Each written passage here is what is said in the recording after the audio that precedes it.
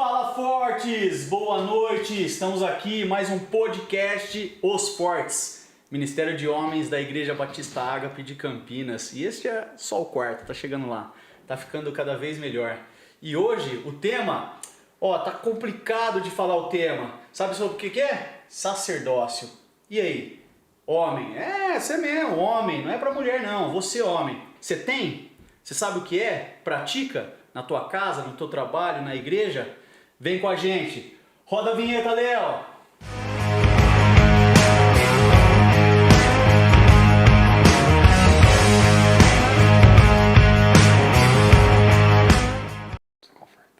É isso aí, galera! Estamos de volta. E hoje, uma presença ilustre.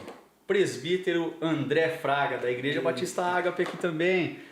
Trouxe uma palavra abençoada pra gente na nossa reunião presencial que você está convidado a participar. Siga-nos nas nossas redes sociais, osfortes.iba, YouTube, Facebook, Instagram. Vem com a gente pedalar, vem com a gente correr, praticar um esporte.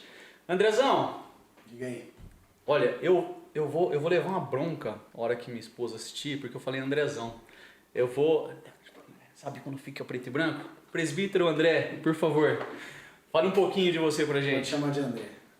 Sou presbítero aqui na Igreja Batista Ágape, tenho 42 anos, casado com a Ana Paula, pai de 3 filhos, o João Pedro com 14, a Júlia com 7 e a Maria com 5.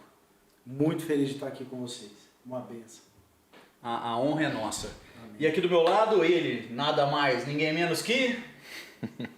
Boa noite, Fortes. Wagner, estamos aqui com uma noite abençoada e vamos desenvolver o que Deus colocou no coração do André para nós aqui hoje. Amém. É isso aí, pessoal. Seja bem-vindo, André. Eu tava cortando o dia. Eu sou o Rodrigo Herrera, Ministério Ágape de Homens da Igreja Batista Ágape. E vamos começar, né? Vamos que vamos. André, primeira pergunta, coisa simples, hein? Você falou algumas coisas lá bem impactantes na pregação que você trouxe, né? Eu queria saber assim, eu vou emendar 3 perguntas aqui, tá bom? Primeiro, por que eu tenho pensamentos impuros, cara? E por que os meus olhos se desviam para o mal? Essa foi uma frase que eu peguei que você falou lá. Então assim, eu queria saber por que eu tenho pensamentos... Eu sou crente, me converti. E aí eu continuo tendo pensamentos impuros, meus olhos continuam se desviando para o mal. E aí, eu sou cristão? É cristão. Na verdade, eu acredito que o apóstolo Paulo fala no capítulo 7 de Romanos que aquilo que eu quero fazer, eu não faço. O fazer o bem está em mim, não porém o efetuar. E um pouco mais para frente ele vai falar do corpo do pecado que habita em nós, que se liga aos nossos membros a esse corpo corruptível. A questão da santificação na vida do crente é que rompe com o poder do pecado que habita nesse corpo mortal. A gente vai ficar livre disso na glorificação, quando os nossos corpos corruptíveis se tornarão em incorruptibilidade diante do Senhor. Ali já não vai mais haver. Mas eu acho que isso pega um pouco pelo seguinte: nós nunca fomos instruídos na realidade de que a caminhada cristã ela não é uma facilidade. A verdade é que a palavra nos instrui em todo o tempo a estarmos sóbrios e vigilantes, porque o inimigo está ao nosso território. E nós precisamos então perseverar na presença do Senhor. Nós somos sim cristãos, somos sinceros na nossa confissão, mas nós estamos inseridos num processo que é o que nós falamos hoje. E esse processo, nós precisamos vivenciá-los aos pés do Senhor. Porque senão, em todo tempo, a gente vai ceder à artimanha do maligno para roubar a nossa paz, para frustrar a santidade do Senhor em nós. Então, a gente precisa observar isso, talvez com outros olhos. Porque quando Deus nos concede um espírito de ousadia, quando Deus nos fala da caminhada do cristão, não é fácil, Ele está nos orientando a guerrear em todo tempo. E a gente precisa ficar atento às coisas. Então hoje acaba sendo, podemos dizer que é natural Então, o homem desviar os seus olhos e ficar com pensamento impuros durante o dia e etc. Então, acaba sendo uma coisa recorrente. Eu ia perguntar isso também, você acredita? Acredito. E é de verdade. Olha, não é para ser recorrente. Na verdade, a gente tem de Deus aquilo que a gente busca dele. A gente tem que se perguntar o seguinte: quanto de Deus a gente está trazendo para dentro da gente? Porque a palavra de Deus diz que se a gente se inclina para o Espírito, a gente colhe vida e paz. Se a gente se inclina para a carne, a gente vai colher morte. Então, a pergunta não está tanto naquilo que Deus pode fazer por nós nesses momentos. Mas é como eu falei, a santificação ela é algo sinérgico entre você e o Espírito. E à medida que eu me inclino para o Espírito, eu colho vida. E à medida que a vida de Cristo está em mim, eu já não olho. Eu já não peco. É possível que eu lute contra, mas eu não ceda à tentação. Porque eu vou ser tentado, mas eu não vou ceder à tentação. Então, se eu passo o meu dia me inclinando para o pecado, eu vou estar colhendo a morte. Então, eu vou passar o dia fazendo as coisas do mundo. E como que eu me inclino para o Espírito para não me inclinar para o pecado? A graça de Deus, ela é tão maravilhosa que ela nos concede meios. Deus nos concedeu a verdade, aqui é a palavra dele, e ele mesmo fala da palavra dele, que é espírito e vida. Então, quando eu me conecto à palavra, não de qualquer jeito.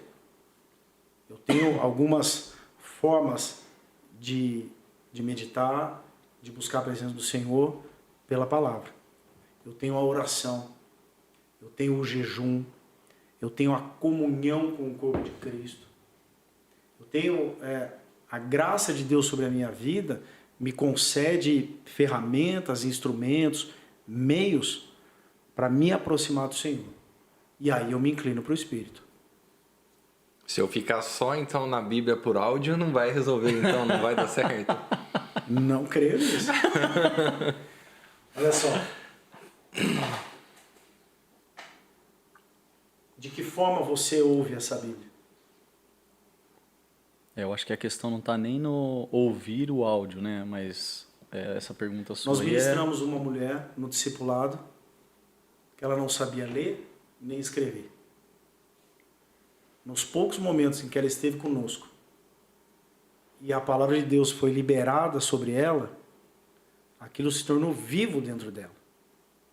E o Espírito de Deus fazia ela lembrar dessas verdades.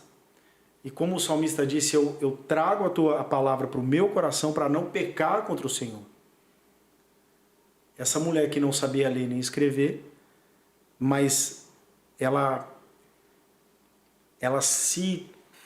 desejou de todo o coração ouvir aquela palavra, e ela ficava meditando naquela palavra, aquilo passou a fazer parte do coração dela.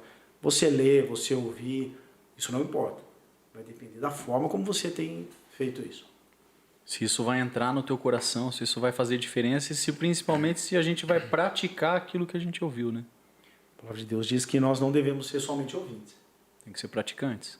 E aí, encaixando aqui, André, nós, falando igreja, né, de hoje, a gente está espiritualizando o pecado. Vou dar um exemplo para você aqui. Uhum. Sabe como que é, né? Tô roubando uma frase sua lá também. Sabe como que é? O espírito está pronto, mas a carne é fraca, né, irmão? Então, assim, o cara se coloca num lugar de eu tô fazendo, eu tô aqui, mas sabe como que é? Então, assim, o pecado, ele tá cada vez mais normal, deixou de ser um problema e virou o pecadinho de estimação. Todo mundo tem um e leva como bengala essa frase aí? Eu acho que, na verdade, a gente busca justificar e relativizar o pecado. Eu acho que há um perigo nisso. Quando você passa a justificar, e você ainda encontra meios na palavra para justificar o seu pecado, você, na verdade, está atestando que você não está encontrando poder para lidar com ele. Então é mais fácil aceitar aquilo na tua vida e encontrar uma forma daquilo não te ferir ou daquilo não te confrontar mais, do que lidar com isso. Porque, como eu disse, lidar com o pecado, lidar com questões internas de pecado, dói, machuca, porque você vai ter que revisitar muita coisa na sua vida. Houve um tempo na minha vida que eu orava ao Senhor o seguinte: Senhor, eu sei que vai doer. Eu sei que vai doer. Mas que o Senhor continue a realizar a tua obra. Então eu acho que a gente relativiza e justifica por não ter condições, por não encontrar condições de lidar com aquilo. Bugou. Te fiz pensar, né? Tá dispensado, não. Dentro disso daí de espiritualizar o pecado, por que eu perguntei isso para você? É possível eu chegar dentro da minha casa, tô falando na primeira pessoa aqui, mas né, para todo mundo. É possível o cara chegar dentro da casa dele e abrir a porta de um quarto, aí vai lá, arranca assim o Espírito Santo, senta aqui um pouquinho, aí ele vai no outro quarto para pecar. Dá para fazer isso? Dá para separar isso? Como que funciona isso? Então, na verdade, é quando nós confessamos a Cristo como Senhor e Salvador e nos reconciliamos com Deus, automaticamente nós passamos a ser morada do Espírito. Eu não encontro em nenhum momento na palavra essa perspectiva. Talvez nós possamos resistir ao ministério do Espírito, que é de nos convencer. Em todo tempo ele se comunica conosco. Ele vai nos orientando, ele vai nos falando. Nós podemos resistir a isso. Mas dispensá-lo ou tirá-lo para ter um momento e depois pegá-lo, não. Mesmo porque a palavra de Deus diz que Deus ele está mais preocupado com o nosso espírito do que com o que nós fazemos exteriormente. Então o homem que não Às vezes você não precisa nem estar fazendo nada errado. Você está fazendo algo que é bom aos olhos dos homens. Mas Deus ele está olhando o teu espírito.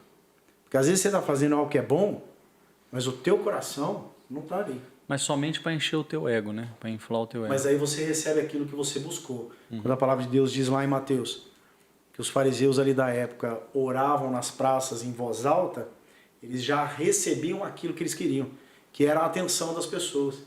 Por isso, Jesus nos instrui a orar em secreto. Porque o Pai que te vê em secreto, ele vai te dar aquilo que você pede. Ali não tem nenhuma conotação pública. Ali você revela, ou através disso, você vai revelar qual é o teu temor a Deus. Entende? E só para encaixar mais uma coisa aqui, então assim, porque a impressão que dá, por que eu te perguntei isso? Então o cara que ele tá lá no pecado da pornografia, do adultério, né? A gente tá falando isso porque é algo que vai tirar o cara da presença de Deus, certo? Todo pecado tira, mas é algo um pouco diferente, vamos dizer assim. Não que tenha diferença entre pecadinho e pecadão, né? Então assim, não dá para o cara deixar o Espírito Santo numa sala e ir pecar no quarto. Não tem isso, não existe, né?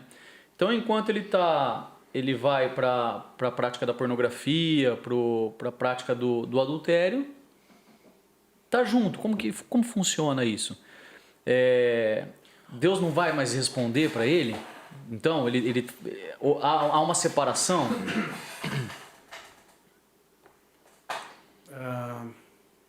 Olha, uma pessoa que é a habitação do Espírito e ela foi tocada pelo Espírito de Deus e ela teve um momento...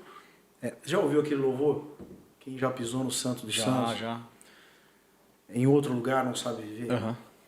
Às vezes a pessoa ela tem essa prática, ela está fazendo coisa errada, mas eu duvido que a pessoa está em paz com ele mesmo. A falta de paz é o Espírito de Deus falando com ele. Certo. E não é que rompe, não é que fica inativa, infrutuosa as orações dele. Mas se não houver arrependimento, e um arrependimento genuíno, gerado pelo Espírito de Deus, é possível que essa pessoa fique indiferente à voz do Espírito. vai chegar uma hora que vai cauterizar a mente, ele vai ficar cativo àquilo. De certa forma. Certo. É por isso que nós não somos igreja sozinho. É por isso que nós precisamos ter alguém intercedendo por nós. É por isso que nós não podemos negligenciar aquele que está no pecado. Porque ele não está tendo forças para se voltar para Deus. Não é porque agora ele é mau caráter. Agora ele virou um mau caráter. Se fosse assim, eu não estaria aqui com vocês. Na verdade, eu caminhei 3 anos. E nesses 3 anos de idas e vindas da presença do Senhor, eu fui acolhido. Eu fui amado. Eu fui ministrado. Mas a cada tempo que eu ia ministrando, que eu ia sendo ministrado, a palavra de Deus passava a fazer efeito em mim. Então, nós precisamos entender o que é ser igreja.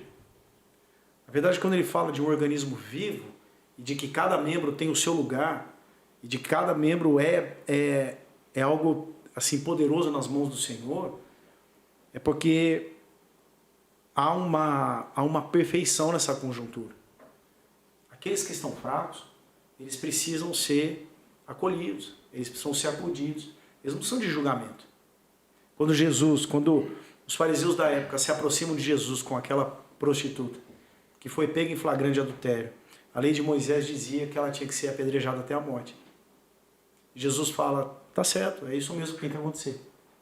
Então, aqui, os que de vocês não tiverem pecado, que podem atirar a pedra. E ele se vira. Mas quando ele volta, já não tem mais ninguém. E ele pergunta para a prostituta, cadê os seus acusadores? Ela falou, Senhor, não sobrou ninguém. Ele falou, tão pouco eu. Sabe por quê? Porque Jesus não veio para acusar. Ele não vem para condenar. Ele vem para curar. Ele vem para trazer conserto. Ele vem para trazer reconciliação. Então, por que eu vou me levantar acusando aquele que está ferido? Falando que ele é um mau caráter. Ele precisa de cuidado. Mas o cuidado, como dizia minha mãe, o amor também sabe falar não. E aí você admoesta, você acolhe, você ministra, você ora, intercede. Entendeu? Vai caminhando junto ali. Caminhando junto. Esse é o discipulado cristão. Mas, igual nós estávamos falando, então ele ouve a voz que é do Espírito, mesmo ele fazendo a coisa errada. Mas o nome de Jesus não tem todo o poder, o Espírito Santo não conduz, por que ele fica lá ainda e não consegue sair? Então, a força do pecado é maior do que a força do Espírito Santo? A palavra de Deus diz que maior é o que está em nós agora do que o que está no mundo. Na verdade, talvez haja uma falta de aperfeiçoamento no amor. Haja uma falta de aperfeiçoamento na caminhada. A palavra, muitas vezes, quando ele traz a parábola da semente, a parábola ela cai à beira do caminho, a parábola ela é roubada. É por isso que eu sempre desejei me empenhar acerca do discipulado. Quando a pessoa chega, ela não pode ser alimentada com algo sólido, porque ela não vai suportar, porque ela é nova, porque ela é uma criança na fé. Ela precisa do leite espiritual. À medida que ela vai caminhando, o Espírito de Deus vivificando o espírito dela, ela vai se fortalecendo. Ela vai se tornando mais parruda espiritualmente. E ela consegue então lidar com questões com um pouco mais de facilidade. Mas de início ela precisa ser cuidada.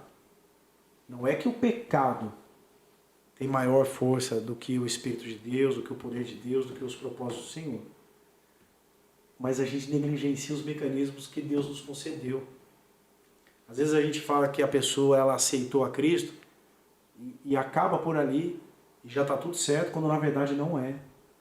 Há uma caminhada. Precisa de alguém mais maduro acompanhando. Precisa de alguém mais já vivido no Evangelho para ir alimentando, para ir orientando. Porque está mais nela enraizado o que ela viveu até então.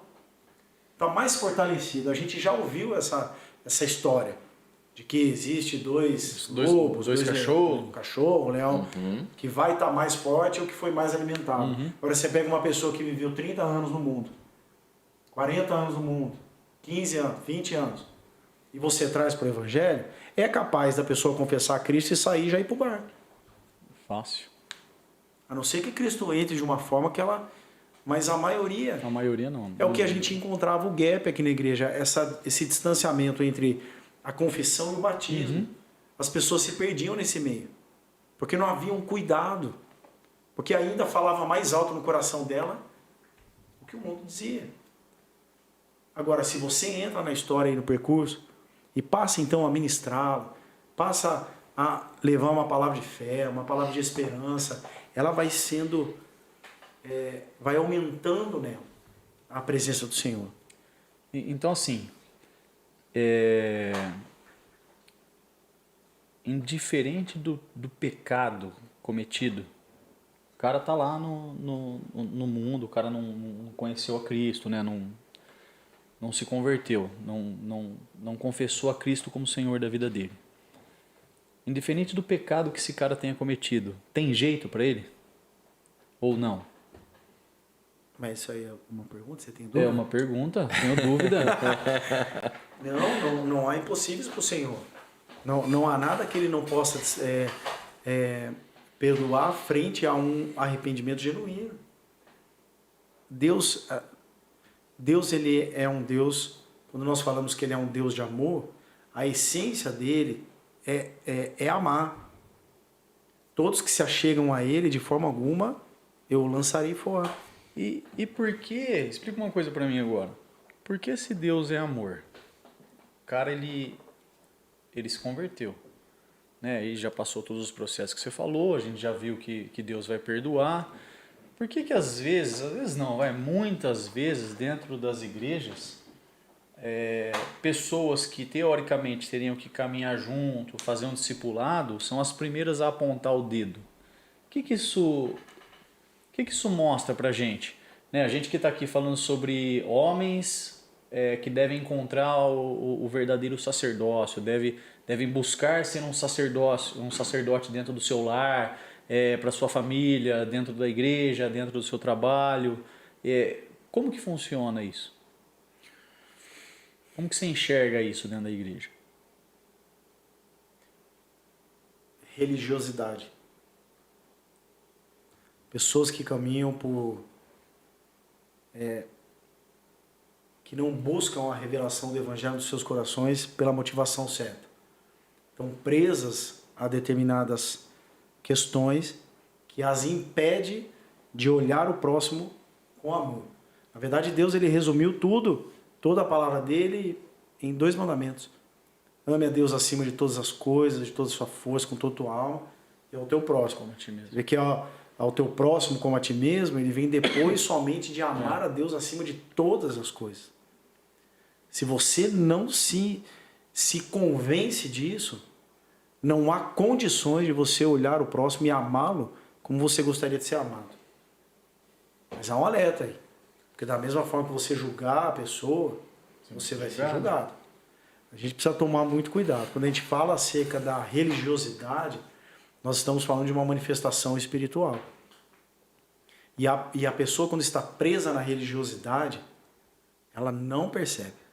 E ela acha que todos os atos dela são coerentes com a palavra. E muitas vezes ela mostra na palavra. Ela tá falando tá falando no versículo, né? Ela mostra na palavra. E aí acaba ficando discutindo assuntos banais. Se pode beber, se pode fumar, se pode etc. Política, em vez de fazer uma caminhada com recém-chegado, com recém-convertido, para levar ele a uma estatura, a um propósito ideal de um crente. A palavra diz que o amor, ele encobre uma multidão de pecados. É como eu disse. Se o meu alvo, se a minha referência, se eu quero ser como o meu mestre, eu tenho que fazer como ele. Eu tenho que ser como ele. Eu tenho que ter o caráter dele. Eu tenho que olhar como ele olha. Eu tenho que discernir como ele discerne. Por que eu vou julgar o próximo? Ah, mas é porque ele está infringindo a palavra do Senhor. Ué, mas você também está. E é assim que você vai querer ser visto por ele? É porque o amor de Cristo encobre, né? E alguns irmãos vêm tentar descobrir.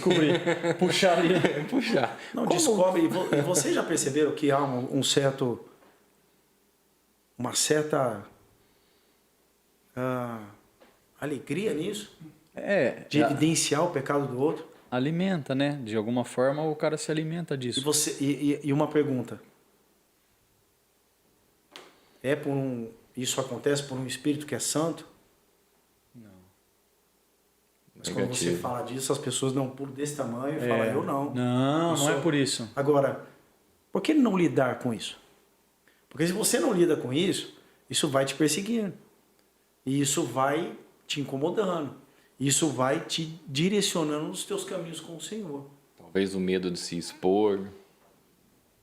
Porque eu entendo assim, ó, né? Você vê muita gente apontando o dedo e poucas ajudando. Vamos colocar dessa forma. Então, de repente, eu tenho um problema. Né? Pô, o Rodrigo ele é viciado em pornografia. Vamos falar de pornografia, que é um negócio... Porque falar de fofoca é fácil. Pô, André, eu sou fofoqueiro, velho. Me ajuda? Para de falar. O cara não vai ter vergonha de falar que é fofoqueiro. De vez em quando eu gosto de falar mal do Wagner. Vai pro Fuxico Gospel, né? Vai, Fuxico homem não fofoca. Comenta. Com a oração. É só para você me ajudar a discernir a situação, entendeu? Exato. É mais fácil. Agora o cara chegar e falar assim, então, André, é o seguinte, cara, eu sou viciado em pornografia, cara. Então isso daqui é mais difícil, certo?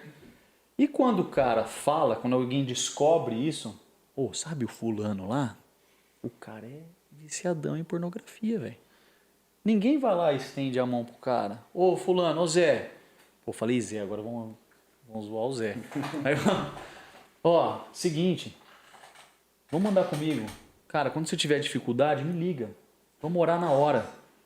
Vamos se encontrar uma vez por semana para bater um papo sobre isso? Não, é ao contrário. A galera se afasta, porque aquele cara lá é o pecador da vez, né? Então vamos apontar o dedo para ele, que é mais fácil, porque quando eu evidencio o pecado do Wagner, eu escondo o meu. O meu fica mais longe dos holofotes. De certa forma, sim. Entendeu? Então assim, eu estou jogando então acaba gerando uma cultura dentro da própria igreja de apontar o dedo, de mostrar o defeito do outro e muitas vezes do que você está falando é o que você faz. Coitado do Wagner, né? Alguém tem que sair. É como o professor Roberto fala, né? O cara que é gordo, ele quer tirar foto com os caras mais gordos ainda. Pra parecer magro na foto. Verdade. Entendeu? Não é? Ele fala. Mas o que deveria ser a igreja? E aí? Qual o verdadeiro propósito do cristão? Olha só, a igreja não deveria ser um ambiente de segurança para a pessoa vir e falar, olha, eu estou passando por isso. Eu estou preso nisso. Eu preciso de ajuda. Mas quando você fala igreja, as pessoas têm a noção do templo, e não da coinonia, né? Então, por isso que não faz essa abertura, né? Mas é o ambiente de segurança. Parece que se chegar um pecador, a gente tem que ficar preocupado, porque senão isso vai pegar na gente. A gente parece lepra. Vai contaminar a igreja. Isso, parece ele falar com meu filho, misericórdia. Mas isso. ele não pode participar do culto. Não, mas se verem. Mas tem alguma realidade nisso? Porque a glória que está em nós, ela precisa resplandecer sobre as trevas. Sim. Ela vai trazer em evidência o pecado, mas para ser tratado. Sabe, a unção que está sobre a nossa vida, ela despedaça qualquer julgo, qualquer prisão. Mas a gente não tem a noção exata do porquê nós somos chamados em Cristo. E a gente é o que a gente comentou e conversou. A gente fica se debatendo nessas coisas e querendo encontrar respostas para algo que já nos foi concedido o poder para acabar com isso. Só que enquanto a gente está debatendo, a gente está no centro da vontade do inimigo e a gente é enfraquecido. Porque é na unidade que Deus vai liberar essa bênção, esse poder. Agora, muitas vezes a gente se divide. Fica se degladiando. Aí eu concordo ou não concordo, então você vai por coisa banal, né? Pode beber? Ah, pode. Ah, onde tá? Ah, tá lá. Pode fumar? Não pode, é pecado. Ah, e a política? Ah, tem que ser de esquerda. Não, tem que ser de direita, sabe? Essas coisinhas. Então, quando você fala, pode beber? Uma pessoa um dia chegou para mim aqui, no gabinete, falou, quero saber o que você pensa. Pode beber? Eu falei, não sei, por que você não me responde? Não, porque para mim pode, não tem nada a ver. Eu falei, tá bom, então beba. Mas você não vai falar nada? Eu falei, mas você já tomou decisão no teu coração. Você não está aqui para me ouvir e ser ministrado. Você está aqui para me confrontar. Agora, me diz uma coisa. Por que você bebe? Qual a motivação, né? Por que você bebe? A primeira coisa que o cara vai falar é porque eu gosto. Eu falei assim, a gente recebeu um espírito que nos concede discernimento das coisas. E muitas vezes a gente quer debater com a pessoa, quando na verdade a gente tem sido confrontado por um espírito. A gente precisa lidar com as coisas de forma espiritual. Muitas vezes a gente está na igreja andando por vista, não por fé. O que eu quero dizer? A gente precisa começar a avaliar as coisas de forma espiritual, porque foi para isso que a gente foi chamado. Quando a palavra de Deus nos instrui a sermos semelhança de Cristo, é porque não tinha uma bola fora com ele. Ele conseguia compreender, captar, entender, discernir e agir naquele, para ver a dissolução de um principado, o despojamento de uma potestade, para gerar vida onde estava morto. Agora, se eu entro nesse ciclo de conversa, de vãs discussões, eu acabo perdendo tempo. Não está agregando nada. Não agrega. Você pode até dizer que é uma conversa saudável, mas não leva a lugar nenhum. Porque você vai defender a sua posição, eu defendo a minha, e a gente vai ficar nesse embate. Agora, vamos procurar discernir a palavra do Senhor, vamos meditar nela, vamos aguardar que o Espírito de Deus nos fale. E Ele fala. Ele fala. E aí as pessoas acabam entrando no processo. Tudo é um processo. O que é esse processo que tanto é falado no meio gospel? É um processo. O processo. O que é o processo? O processo da santificação, o processo... Deus está no processo da minha vida. O que é o processo? Sempre tem. Na verdade, é um processo de desconstrução daquilo que foi imputado no teu coração como pressupostos de fé, como pressupostos de questões sociais, como pressuposto de tudo. A palavra de Deus diz que na nossa mente são criadas fortalezas e sofismas, mas que nós não devemos combater essas fortalezas, esses sofismas, esses pressupostos, esses achômetros, essas certezas, com milícias carnais, com armas carnais, mas que Ele nos concedeu armas poderosas nele para desfazer tudo isso. Então, o processo é um processo de desconstrução para construir algo. Só que para construir algo precisa ser lançado um fundamento. A palavra de Deus nos fala desses fundamentos. Então, o processo existe. Mas o coração enganoso e pecaminoso do homem o torna justificativa para continuar pecando. E aí vem aquelas coisas. Você sabe, é o que você estava falando. O espírito está pronto, mas a carne é fraca. Mas onde abundou o pecado, superabundará a graça. Deus conhece o meu coração. As pessoas nem sabem o que estão dizendo. Porque Deus sabe do coração dele. E sabe que o desejo dele não é lidar com aquele pecado. Sabe por quê? Porque faz bem. Porque gera prazer, prazeroso na carne dele. Agora, é diferente da pessoa que reconhece e chega e fala: eu não estou tendo forças para lidar com isso. Eu preciso de ajuda porque eu não quero mais caminhar nisso. Porque isso isso macula o meu leito com a minha esposa. Isso abre uma brecha para que o inimigo venha fustigar o meu filho. Isso tem acabado com as minhas finanças. Isso tem me atormentado de uma tal forma que eu não consigo mais viver sem vivenciar essa parte aí, esse pecado. As pessoas, elas não têm a dimensão. Quando a gente fala de pornografia, como você falou, eles não sabem a dimensão disso. Eu atendo pessoas que eles não conseguem mais desvencilhar qualquer atividade do dia dele se ele não olhar pornografia. Vocês sabem o que é isso? É todo dia. Onde está, o que está fazendo, não interessa, não importa.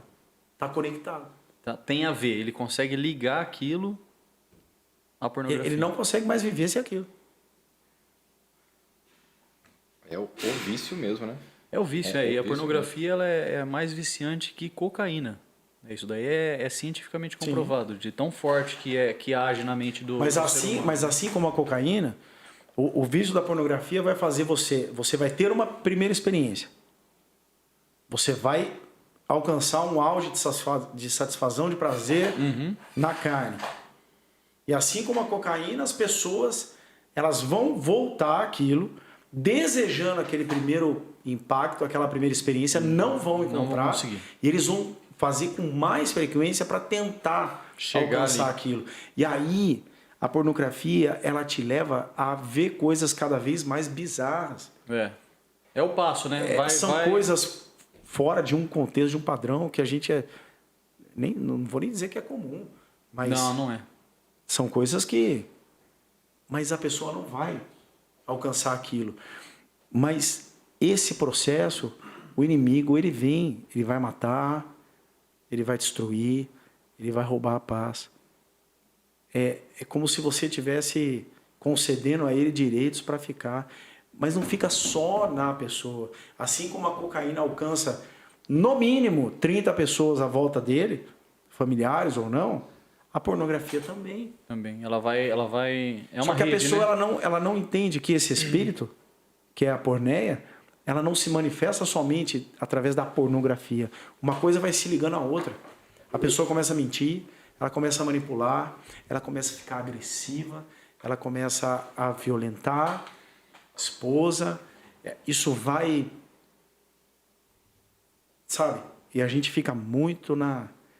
E ainda há pessoas, pais, que falam, normal, tá na fase. Tá na fase é nada. Aí cai no jargão que o espírito é forte, a carne é fraca. Tá no processo. É padrão, né? Deus vai tirar. Acaba virando um padrão. Eu tinha uma vez, uma pessoa falou assim, viu? A pessoa estava usando roupas muito curtas, né? Uma menina, mas nova, muito nova. E aí foram falar com a pessoa. Ela falou, viu? Sua filha e tal. Porque assim, quem compra as roupas? Né? Eu tenho uma menina de 9 anos. Quem compra as roupas para minha filha sou eu. Então, se a minha filha aparecer aqui com um shortinho curto, uma sainha curta, quem comprou fui eu. E aí, nesse caso, resumindo, a menina foi crescendo e estava lá com seus 13 anos e usando roupas muito curtas de dentro de igreja. E aí foram questionar, né? Falaram, é fase. O pai estava ocupado discutindo sobre a bebida, política. Mas quem compra roupa para ela? Entendeu? Quem que ia lá comprar? Quem introduziu a criança na sensualidade desde pequena? Ou a menina, ou o menino, sabe? Quem que foi? Onde a criança viu isso daí? De alguma forma. Eu estava junto com o tio Adilson, a gente estava num acampamento para os pretins que a gente fazia, e nesse acampamento tinha uma criança lá, na época, 10 anos de idade. E a criança estava em 2 menininhos lá, e não viram a gente lá. Eu e o Adilson. Chegou lá, porque a gente estava recolhendo as crianças, né? Pegando para levar para... Chegou a hora de tomar um banho para ir para o culto. E aí, um dentro da piscina deitado, falando pro outro assim, você sabe como que transa? Aí o outro meio sem jeito assim, você via que não tinha ideia muito do que tava falando. Ah, não. Aí ele começou a fazer um movimento assim dentro da água, sabe? 10 anos de idade. Onde ele viu? Onde ele foi introduzido nisso daí? Como que ele teve conhecimento disso com 10 anos de idade? Sabe? O que eu percebo muito é que a criança, pré-adolescente, o adolescente, o jovem, assim, não tanto o jovem, mas elas não nascem com limites. Cabe aos pais colocar limites. E elas vão, é natural da criança desafiar os limites e tentar impor novos limites. Até porque não conhece, né? Então, é a mesma coisa, aquela questão de colocar o dedo na tomada. Você fala, não coloca, tira a primeira vez, mas continua indo. Mas por que não coloca? Porque dá choque, então não sabe o que é choque. Entendeu? Mas o que a gente vê muito é que quando essas questões não são lidadas corretamente, a criança passa por limite e o pai aceita. Só que quando você vai perceber, isso já tomou uma proporção que você não consegue tirar mais. A não ser que haja uma intervenção do Espírito, um convencimento, uma ministração. E aí, meu amado, nessa... Meu amado, viu? É algo tão... Fala de novo, bonitinho. E aí, meu amado? Nessa caminhada, nesse avanço do homem, né, para ter um crescimento espiritual, nesse processo, o que mais atrapalha ele? O que mais não deixa ele chegar a ter essa plenitude desse processo concluído? Para ele chegar no sacerdócio. Sim, para chegar no sacerdócio. Porque de acordo com a palavra de Deus, né? É igual no caso do exemplo do shorts. Se tivesse o sacerdote lá, não teria um shorts tão curto, né? Talvez o caso do menino da piscina. Se tivesse um sacerdote na casa dele, né? Poderia ter dado uma orientação em algum momento mais oportuno também. Então, no caso, né, todo esse avanço para o crescimento espiritual, para que o homem atinja, no caso da casa, o sacerdócio, fora o trabalho, né? Porque o trabalho tem a lei daquele rapaz que não pode falar o nome, né? Mas né, que ganha tudo, que só ele dá certo, ele passa o pezinho nenhum, paga um negocinho ali, puxa o outro para cá e só ele se dá bem nos negócios, né? Então, no trabalho também precisa ter um sacerdote bem específico, né? Então, algumas coisas acabam tirando o homem desse crescimento. O que supostamente fora o pecado atrapalha isso? A pergunta é: aonde está o teu tesouro? Porque dependendo de onde esteja, o teu coração vai estar ali. Nós amamos a Deus. Nós nos entregamos e confessamos a Ele como Senhor e Salvador. A gente vem na igreja. Mas não é verdade que tantas coisas concorrem com isso? Sim. Não é natural da nossa vida as responsabilidades, as ocupações, as necessidades? Eu vejo que o Evangelho, há muito tempo, tem sido ofertado ao cristão como um meio de solução dos seus problemas. A pessoa aceita, ela quer. Quem não quer resolver os problemas, né? Mas não é isso. Não é isso. Quando nós falamos de salvação, nós não podemos limitar a salvação de Deus a esse mundo, para esse mundo. A salvação em Cristo Jesus precisa ser muito bem ministrada ao coração daquele que confessa a Cristo. Agora, a pessoa precisa ser sincera. Aonde está o teu tesouro?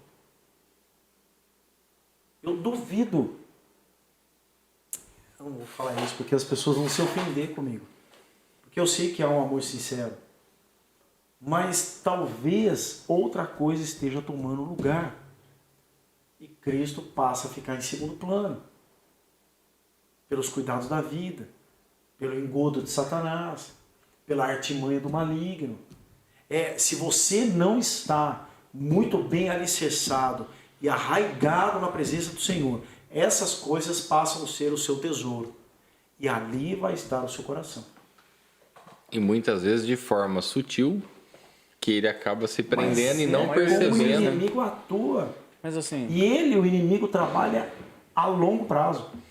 Ó, não tem pressa. ele lança uma coisa aqui, acolá ele lança outra. E aí ele vai, só que ele tá armando algo. Ele é estrategista. E a hora que você percebe, você já está engodado, você já está tomado. Se você não cinge os lombos do seu entendimento, você só vai perceber isso quando ele te rouba as coisas. Se perceber, né? E a Bíblia fala isso pra gente, né, André? Aquele que está em pé, cuide Cuidado. para que não caia. Então, assim, não é porque você chegou num nível que você julga top, e cuidado com esse julgamento de nível espiritual, porque Paulo se julgava o pior dos pecadores, né? Então daí você já tira que você já errou em algum lugar aí. Se você... Somos maduros. Se no seu coração, se você é daquele cara que fala assim, eu sou um cristão maduro, sou maduro na fé, sou pá. Se você está nesse nível, toma cuidado, porque né, aquele que está em pé, cuide para que não caia. Tem um livro, eu achei excelente. Não sei se vocês já leram, é do C.S. Lewis, que é Cartas de um Diabo ao Seu Aprendiz. Nunca li isso. É um livro pequenininho, mas assim, fantástico. Então ele vai narrando a história ali, o diabinho, ele tem que prestar um relatório pro diabão. Ó, você... Ele tem que prestar um relatório pro diabão. Então ele vai falando lá. É o vermelhindo. E aí ele vai... E aí o C.S. Lewis, ele coloca isso de uma forma como se eles estivessem conversando, tipo assim, tá conversando aqui sobre o André. Então ele vai lá, não, você tá fazendo errado, cara. O André, não adianta você chegar desse jeito, pá, com tudo. Vai lá e mostra um monte de mulher pra ele, só de biquíni. Não, você tá fazendo errado. Ele vai ver na hora que é uma ação nossa. Então é devagar. Vai lá, põe ela lá, leva ela perto da igreja, aquela moça lá, sabe? Que você sabe que ela tem problema com isso. Leva ela na igreja dele. Então ele vai narrando isso, que são essas situaçõezinhas. E o livro inteiro é disso. Vai mostrando a sutileza com que o diabo age na vida do cristão. Então não vai aparecer chifrudo, não vai. Vai vir sempre com sutileza, sempre devagarzinho. E aquilo que você falou, não tem pressa. Trabalha a longo prazo. Bem devagarzinho. Sim. Bem devagarzinho. A gente tem aí, né? A gente vê a própria história da igreja, grandes homens de Deus que em algum momento caíram. Mas justamente pelo que você falou, eu acho que há uma tendência do homem a ficar orgulhoso. Achar que já sabe. É do ser humano, sabe né, lidar André? com tudo. Quando a gente fala, Infelizmente. olha, sede sóbrios e vigilantes. Na nossa mente já vem uma imagem da gente no centro de uma coisa e o inimigo ao redor rodando ali. Algo bem ilustrativo. Mas a verdade é que ele procura o momento. É por isso que não há uma caminhada cristã sadia, produtiva, intensa, constante, se você não está conectado com o Espírito de Deus. Quando a gente esquece essas coisas, nós estamos suscetíveis. Não tem como. Por isso que a caminhada cristã que Cristo falou, olha, vocês vão ter aflições, vão passar por tribulações, mas tem de bom ânimo. Porque eu venci todas elas e vocês vão vencer. Mas a gente tem que estar conectado com Cristo. É isso aí. Dá vontade de ficar conversando aqui umas 4 anos, dá não? Puxa vida, viu? Acho que vai ter que ter a parte 2. Mas você tá achando que acabou, né? Sei não. Quando se levanta o envelope preto, Não não pode bater porque o Craquete, o Léo, ele fica bravo. Ele fala, não bate na mesa, meu microfone. Ele fica bravo. Você é pegadinha? É pegadinha. É gospel. É verdade o desafio. É pegadinha gospel. Vamos lá. Sérgio Malandro se converteu, pegadinha Ai, gospel. meu Deus, vamos lá. Isso daqui é a famosa pergunta do amigo meu. Sabe aquela lá que seu amigo quer fazer? Aí você faz por ele? Vamos lá. Essa é que chegou no WhatsApp, né? Essa é que chegou no WhatsApp, mas o nosso editor, o André Berenguel, ele fala bonito, né, velho? Ele fez pra gente aqui. Eu vou. Ó, tá em branco. Eu contei o segredo. Não tem nada aqui, galera. É só envelope. Eu não aguentei. Meu Deus do céu, quinta série, né? Contei o segredo. É o seguinte, já tá na cabeça já. A gente já leu, tá no Zap Só Zap. toma cuidado que minha esposa vai assistir isso, hein? É por isso que a gente vai perguntar. Aí, Agora, eu não sei a pergunta. a minha nem assiste mais, que é pra não brigar mais comigo. Pergunta. Só nessa daqui, ó, dele falar quinta série, eu já vou levar bronca. De eu ter falado Andrezão, vou levar bronca. O negócio pega, pô. Essa aqui vai pro Thiago, que ele vai pegar você, velho. Amor, te amo. Pergunta do amigo meu, André. Então, assim, sabe aquela pergunta lá que ninguém tem coragem de fazer? Chegou pra gente aqui. A gente até porque pediu pra ele vir perguntar, né? mas ele não teve coragem. Não teve coragem. Não teve coragem. O que o cara quer saber? Agora, e é séria a parada. O cara, um amigo nosso, em comum, ele é viciado em pornografia. Só que ele é viciado todo dia. E aí, só que ele peca e ora. Ele peca e ora. Ele peca e pede perdão. Ele peca e pede perdão. Para ele, ficou normal, porque ele faz isso, ele vai para a igreja, ele participa do ministério, ele tem coisas, né, a fazer lá, tal. E é a vida que segue. E aí, a santidade, nível de com Deus, salvação, como que fica? Porque quando foi questionado, ele ficou nessa dúvida, entendeu? Porque nunca questionaram ele, ei, você não tem medo de perder sua salvação? Perde-se a salvação? Ele já foi? Não é? Fala aí pra ele. É pra falar ele tá se te perde ou assistindo. não perde salvação? É tudo que eu te perguntei, mas não... Posso responder só em partes? Pera aí, amigão, que você já vai saber a resposta. Deixa eu mandar um zap. Olha só. O que você acha dessa situação aí? Porque eu acho que não é só ele que passa por isso não, hein? Eu acho que ele tá enrolado. Na verdade, ele tá pedindo perdão a Deus pelo que ele fez.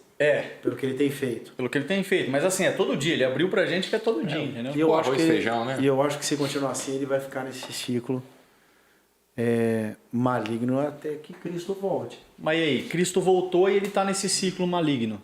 Bom, peraí, vamos devagarzinho. Olha só.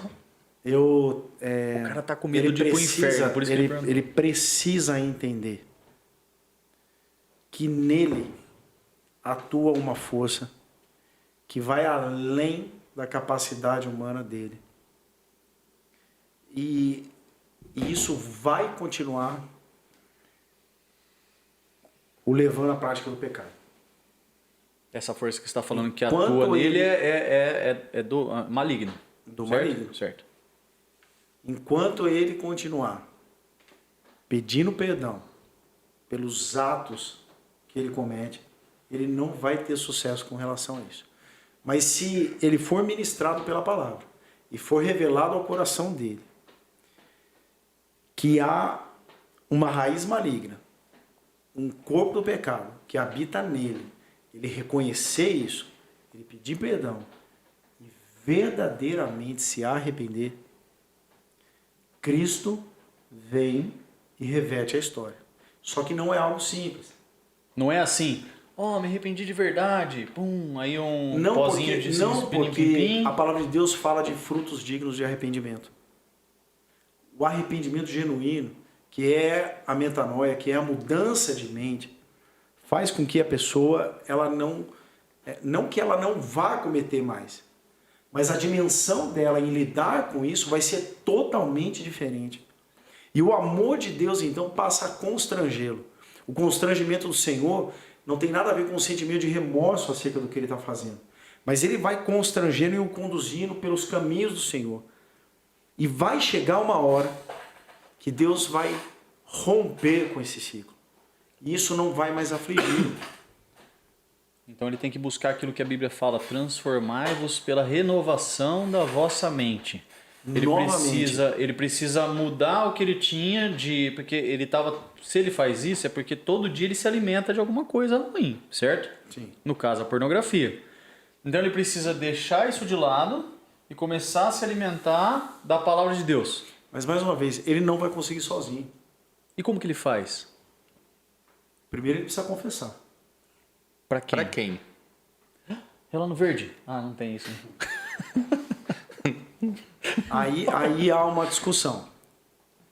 A palavra de Deus diz, 5,16, Tiago 5,16, diz para que a gente confesse os nossos pecados uns aos outros. E aí há uma discussão justamente naquele sentido que a gente falou. As pessoas não estão preparadas para receber a confissão de um, e isso acaba repercutindo na igreja, a pessoa acaba sendo exposta. Há pastores, há presbíteros, há líderes, há pessoas que são maduras para saber receber essa confissão e junto dessa pessoa trabalhar isso diante do Senhor. Porque esse amigo seu, nosso, em comum, ele é novo na igreja, né? É novo. Ele não é um crente de 30 anos, não. 40 anos de igreja, né? Eu não vou responder.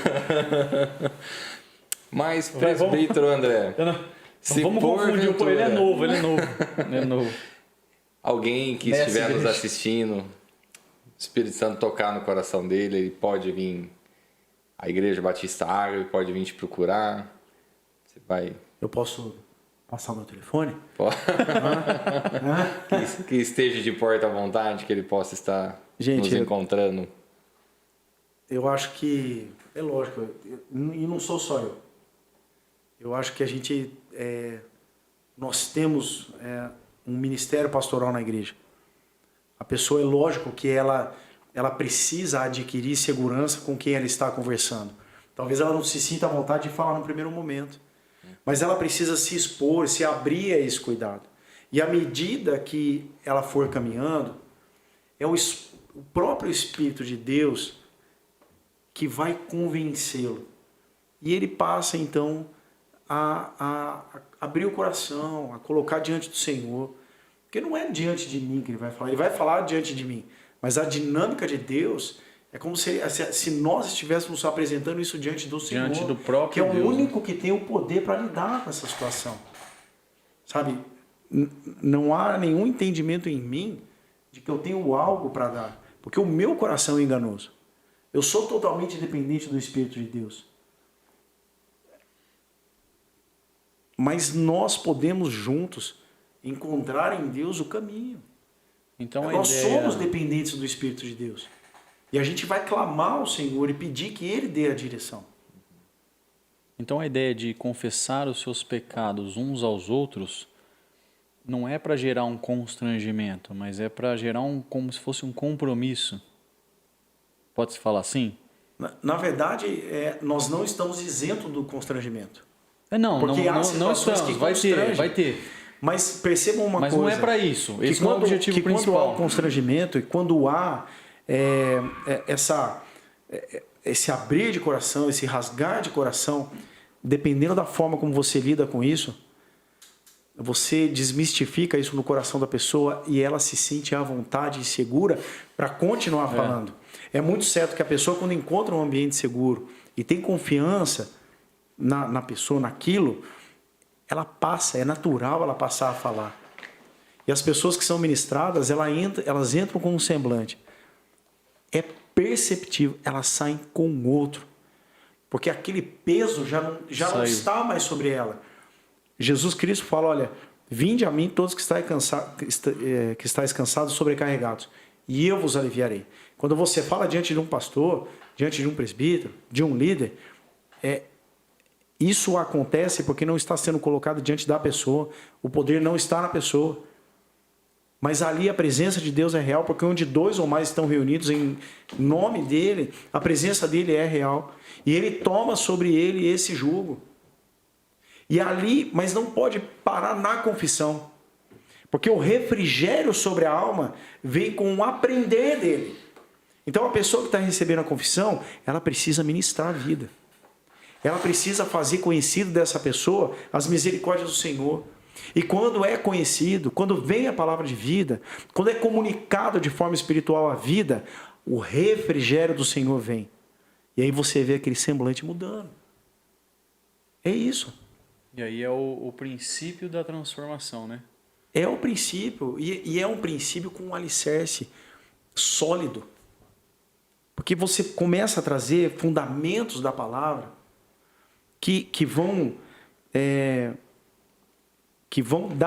trazer o fundamento para ela construir uma nova vida. Porque agora nós somos chamados à novidade de vida. Amém. E você passa a construir algo agora de acordo com a palavra do Senhor. Com os princípios, com os valores. A pessoa começa a experimentar algo que ela nunca havia vivido. Mas parece que a gente deixou de acreditar nisso. Parece que a gente fica, tentando enfeitar o que não precisa. O que já é poderoso, o que já é completo, o que já é inteiro. A palavra de Deus diz, olha, isso aqui é espírito e vida. Quando a pessoa crê nisso e ela fala de forma intencional, ela transmite vida. E as coisas de Deus vão se cumprir na vida da pessoa. É isso. É simples. Amém. É o que o pastor Hildo fala, é o arroz com feijão. Vamos viver esse evangelho puro e simples, Amém. né? Glória a Deus. Isso aí. André, caminhando pro final aqui, mas você precisa deixar um versículo pra gente, cara. Algo que impactou tua vida, que Deus falou contigo, virou rema na tua vida. Aí compartilha com a gente aí. Amém. Como eu falei, o meu processo de santificação, libertação, restauração, transformação. Esse processo foi regado demasiadamente com a palavra. A pessoa que me acompanhou, o pastor que me acompanhou, ele me condicionou e ele me afirmou que a libertação ela seria manifesta pela palavra. E ele sempre me instruiu a ler a palavra, a meditar na palavra, a buscar e conhecer a Deus pela palavra. Mas à medida que eu caminhava, eu falava, cara, não está fazendo efeito nenhum. Eu estou lendo, eu não entendo. Como é que é isso? Eu consigo entender alguma coisa, mas... Tal. Não está trazendo mudança? Não, e eu achando isso. Uhum. Na verdade, isso era um engano que o inimigo queria trazer para o meu coração para deixar. E algumas vezes eu deixei. E quando eu chegava no gabinete, que eu contava que eu tinha caído, que eu tinha me desviado, ele falava assim, ele olhava assim e falava, como é que você está com relação à palavra? Tinha dia que eu ficava bravo. Eu falava, pô, mas você só fala disso, cara. Falava. Mas sabe o que me libertou? A primeira vez que eu ouvi a voz do Senhor foi numa madrugada, do dia 11 de setembro de 2013. Eu estava vivenciando um dos momentos mais difíceis da minha vida. Eu estava vivendo ali uma dimensão espiritual que nem eu mesmo compreendia. E a única palavra que saiu dos meus lábios, que eu achava que eu nunca ia lembrar, João 8,32. E conhecereis a verdade, e a verdade vos libertará. Falei, Pai, a tua palavra diz que se eu conhecesse a verdade, o Senhor me libertaria. E eu tenho procurado ler a tua palavra e eu tenho me aplicado nisso. Eu ouvi a voz de Deus dizer, ser liberto. Esse tempo na tua vida termina hoje. A partir dali, nunca mais. Foi um divisor de águas. As coisas se repetiram na minha vida. Amém, glória a Deus. Deus fantástico, Amém. Deus Amém. tremendo. Amém. É isso aí, pessoal. Finalizando aqui com esse versículo, João 8,32, conhecereis a verdade e a verdade vos libertará. Não tem nada melhor do que isso. Então você está aí na tua casa agora, passa por alguns dos problemas que a gente citou aqui, Bíblia, Palavra de Deus, né? Pode ver o vídeo, ajuda, mas vai lá no teu secreto com Deus, pega a palavra, lê, pede entendimento que o Espírito Santo vai falar contigo. Né? Busca ser o sacerdote dentro da tua casa, assim como nós aqui, que não somos perfeitos, estamos a cada dia buscando melhorar um pouquinho a mais. Amanhã eu quero ser melhor do que hoje e assim por diante. Mas isso a gente só consegue na palavra de Deus. Foi muito bom. Já ficou até agora? Curte, compartilha, manda pra geral. Só tem gente feia, mas a gente tá falando de Deus, então vale a pena. Obrigado, pessoal. André, Amém. muito obrigado pela tua presença. Eu que agradeço, fiquei muito feliz de estar com vocês. Foi algo assim fantástico mesmo, poder ouvir a tua pregação, poder bater um papo sobre a palavra de Deus contigo aqui. Amém. Vagnão, obrigado. E é isso aí, a gente vai ficando por aqui agora. Obrigado, pessoal. Um grande abraço, Deus abençoe. Fortes.